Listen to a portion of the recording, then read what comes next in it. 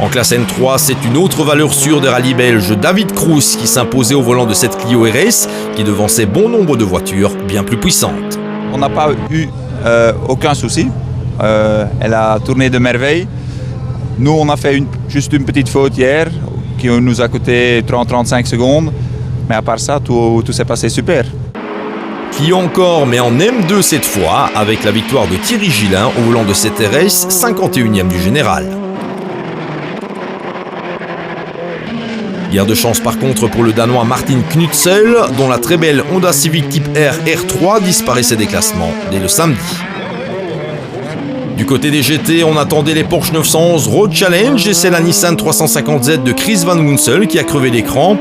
Auteur d'un scratch surprenant vendredi soir dans les rues de Huy et sur piste sèche, Chris n'a pas été épargné durant le rallye, étant notamment victime de ratés moteurs. Mais comme les Porsche ont galéré elles aussi, il remportait une superbe victoire en GT, le tout assorti d'une très belle 11e place finale. Derrière Van Wunsel, on retrouvait un Francis Lejeune qui s'attendait à déguster sur un tel parcours avec autant de chevaux passant par les seules roues arrière. Sa présence en 16e position n'en prend que plus de valeur. Oh oui, très bien. Je crois que hier, début de course, on était vraiment très bien. On était en belle bagarre avec Marc jusqu'à la tombée de la nuit. Parce que moi, j'ai vraiment très mal roulé la nuit. Et non, c'était vraiment super. On a un petit peu fait des mauvais choix de pneus aujourd'hui, mais le bilan, finalement, on est première Porsche, deuxième GT, donc que du bonheur.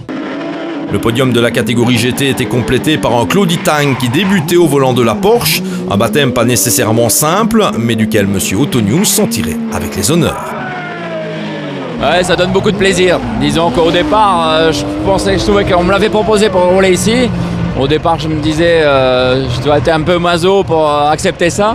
Mais vu les résultats qui ont suivi et tout, c'est quand même une voiture très excitante à piloter. Pas facile, parfois une impression dangereuse, mais surtout, une fois qu'on commence à la comprendre, très attachant.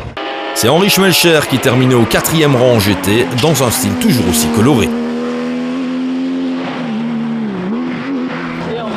Moins de chance par contre pour Marc Duet, victime d'une crevaison qui lui coûtait 4 minutes samedi avant de renoncer en vue de l'arrivée. Il s'agissait plus que probablement du dernier rallye pro du Grand qui ne pouvait que remercier Gordon pour cette confiance sans cesse renouvelée. Pas de présence à l'arrivée non plus pour Timothy Van Parijs, de retour au Condro pour assurer un maximum de spectacle avec la Porsche. À ce niveau-là, c'était mission accomplie.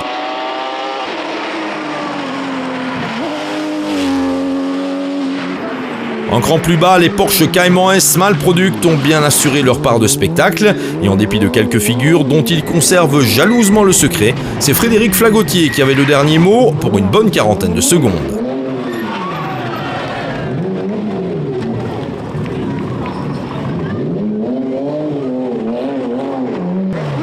Enfant du pays, Jean-Paul Delose n'a cependant pas démérité, confirmant que cette Cayman S est un formidable jouet qui reste proche de la série et donc abordable. Le groupe M tombait dans l'escarcelle de celle qui reste l'une des plus belles voitures du plateau, en l'occurrence la BMW M3 E46 d'Andy Lefevereux, forcément spectaculaire, cette propulsion se classait au 18e rang. Unique coupe de promotion sur les rallyes belges, le Ford Fiesta Sporting Trophy était marqué par un affrontement entre Xavier Bonnier et Anthony Martin pour le titre. Et en dépit d'une sortie de route le samedi matin, c'est Bonnier qui remportait la victoire et la couronne. Il devançait Thierry Neuville, dont la première saison, boostée par le RACB Rally Contest, a été tout simplement exceptionnelle, assurément un pilote dont on reparlera. Pour Anthony Martin, la défaite était forcément dure à digérer dans la mesure où cet autre Visétois a rencontré des ennuis de boîte de vitesse très pénalisants le dimanche matin. Mais Martin et Neuville sont de la même veine et on les reverra forcément en action.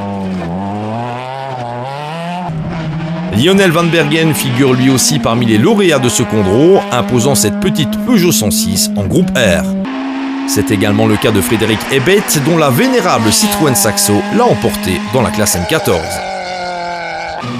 Mention à revoir par contre pour Étienne Montfort, dont la Renault Clio a beaucoup d'allure mais doit encore être fiabilisée. Une participation au championnat 2009 est en gestation. Clôturons ce vaste tour d'horizon par quelques artistes qu'il est impossible de passer sous silence, à commencer par le héros local Renaud Verreit, dont le retour au volant d'une spectaculaire M3 n'était pas couronné de succès. Qu'importe, on en redemande. Et pour terminer, les rois de l'historique qui n'ont pas ménagé leurs efforts en voulant doper l'Ascona aux fortes scores de différentes générations, c'est Verskuren qui remporte ce classement et on ne peut que féliciter les organisateurs d'avoir mélangé les anciennes et les modernes. Rideau sur un Condro 2008 qui fut d'excellente facture, sanctionné par un exceptionnel engouement populaire, preuve que le rallye ne se porte peut-être pas si mal que ça dans notre pays.